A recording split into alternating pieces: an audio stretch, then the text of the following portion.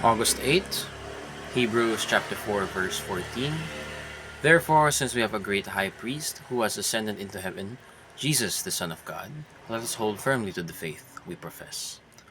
Maligayang araw sa ating lahat. Ako si Aranjan Lumlumbang. Ito ang aking daily devotion para sa araw na ito. At ang tatalakayin nating paksa ay tungkol sa sino ang tunay na mga pare at ano ang priest, no? Agad po tayong dumako sa ating konsepto na ano ang pare or priest. A priest in the Old Testament was a man appointed by God to offer sacrifices, prayers, and praises on behalf of the people. He acted as a mediator between a holy God and sinful humanity. This role pointed forward to Jesus Christ, the ultimate and final high priest, who offered himself as the perfect sacrifice once and for all. Christ has fulfilled the priestly office completely. There is no need for repeated sacrifices or human mediators. So, kumbaga, sinasabi dito na, or rather, dumako po tayo agad sa teachings natin na una, Jesus fulfilled the Old Testament priesthood. Whereas the Old Testament priesthood requires sacrifices, prayers, and praises on behalf of the people. And una, kailangan natin alamin na ang priest ay ang naglalapit ng tao palapit sa Diyos. No? So, sila yung nagiging mediator, sila yung nagiging paraan para nabibridge yung gap, para maitulay, para nagkakaroon ng communication between, no? God and people, no? At sa ganun, the high priest is the one, or high priest, the greatest high priest, Jesus Christ. Siya ang nag-fulfill po ng priesthood nito. Maliban po sa naging high priest po siya, siya ang lumapit po sa atin sa Panginoon, siya mismo, siya rin naging sacrifice. He prayed for us, and on behalf of the people, He died for us, for the sake that tayo ay mapalapit sa Panginoon, tayo ay maligtas, no? If we believe in Him, no? So, now let's move on to the second topic. Jesus offered himself as the perfect sacrifice, as I've said. Yun nangyari. Jesus fulfilled the Old Testament priesthood kung saan walang ibang makakagaya sa ginawa ng Panginoon, and sapat na yung ginawa ng Panginoon. Noon, kailangan magkaroon ng certain offerings depending on your sins, sa naalala ko, and even yearly offerings.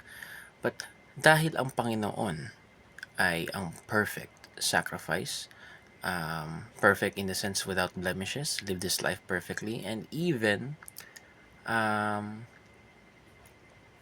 kumbaga, lived this life perfectly, died for us, for our sins, upang tayo maligtas. Sa ganun, Jesus offered himself as the perfect sacrifice. He lived perfectly, as I've said. He followed God's will perfectly. And He sacrificed himself in our place, no? So, dapat tayo pala yung masasaktan dun, dapat tayo pala yung sa krus, dapat tayo mapapahamak sa ating mga kasalanan. Ngunit, tinanggap ng Panginoon ang lahat ng ating kasalanan at siya ang nagbayad nito. So, Jesus offered himself as the perfect sacrifice, and after that, hindi na kailangan magkaroon ng panibagong sacrifice, alay, dahil sapat na ang Panginoon. Pangatlo, Jesus built the spiritual temple, His body.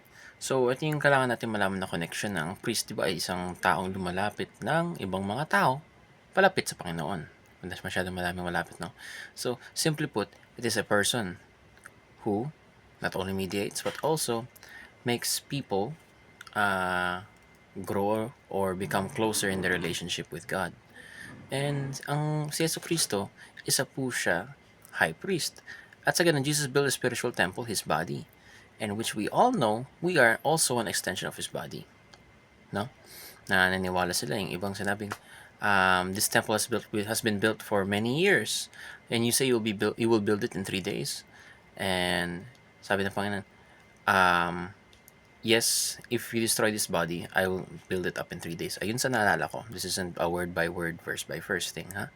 And at sa ganun, Jesus built the spiritual temple, His body. He rose up after 3 days.